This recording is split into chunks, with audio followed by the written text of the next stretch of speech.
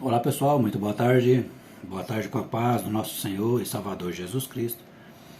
Mais uma vez eu estou aqui para essa sequência de mensagens que eu estou transmitindo através desse canal no YouTube. E se você está assistindo, se você estiver gostando, né, inscreva-se no canal, compartilhe com mais pessoas, né, e para que o Evangelho seja divulgado através dessa ferramenta tão importante, né? Eu sou o pastor Cleison, sou pastor aqui na Igreja do Evangelho Quadrangular e estou fazendo essa série de mensagens sequenciais. Nós começamos lá na Gênesis, né? Depois entramos no livro do Êxodo, que é a saída.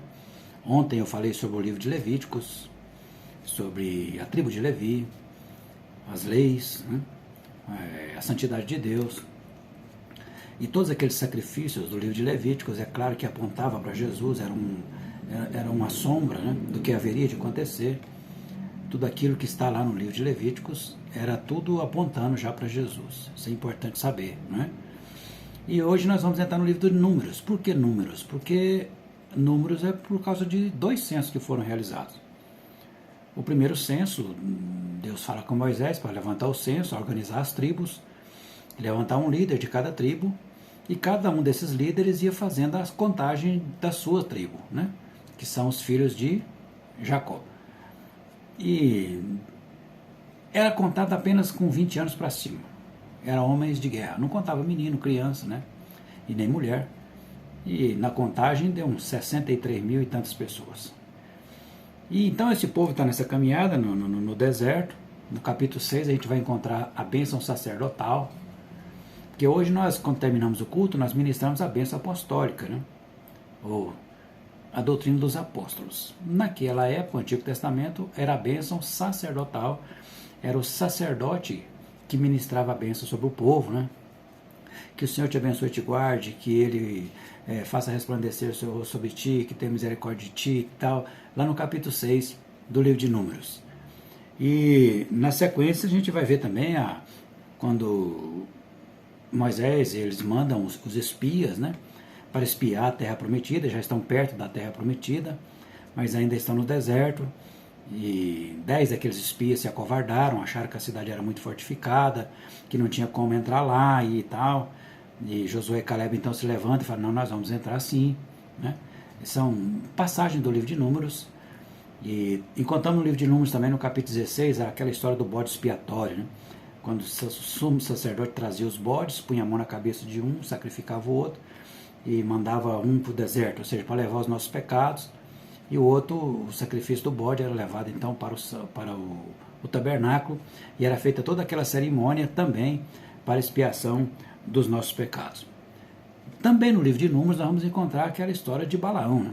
Havia um rei de Moabe chamado Balaque, e estava muito incomodado com o povo de Deus, porque o povo de Deus estava tendo vitórias uma em cima da outra, e aquilo incomodou muito Balaque. Ele então contrata esse profeta chamado Balaão para amaldiçoar o povo de Deus. E nós sabemos muito bem que ele não conseguiu amaldiçoar, inclusive ele falou, como é que eu vou amaldiçoar um povo que Deus já abençoou? E tem um grande erro aí para muitos pregadores dizendo que a jumenta de Balaão profetizou. Eu nunca vi isso na Bíblia, isso não é verdade, né? Ela não profetizou, ela apenas reclamou de Balaão porque estava espancando ela. Ela viu o anjo, refugou, encostou no muro, machucou a perna de Balaão e ele então bate na mula, na jumenta, e ela não profetiza nada, ela apenas reclama porque eu estava fazendo aquilo, né? E dando sequência então, a gente vai ver lá também a história da serpente de bronze, quando o povo estava sendo picado por serpentes ou por animais peçonhentos no deserto, e o Senhor então pede para Moisés fazer uma haste, uma serpente de bronze, levanta naquela haste, e quem olhasse para aquela serpente não seria mais picado. Também, já representando, já era uma sombra, já era uma amostra de Jesus, que quem olhar para Jesus não será picado pela serpente, que simboliza que é o Satanás. Então, todo o Antigo Testamento, a gente vai prestando atenção, eles tudo aponta para Jesus, né? São sombras, são símbolos lá de tipos de Jesus que iria se cumprir no Novo Testamento. E a gente vê também no verso 26 do livro de Números o segundo censo. Por que foi feito o segundo censo? Porque nessa trajetória de deserto morreram muita gente, não de doença, mas por revolta, por rebelião. Inclusive Datã,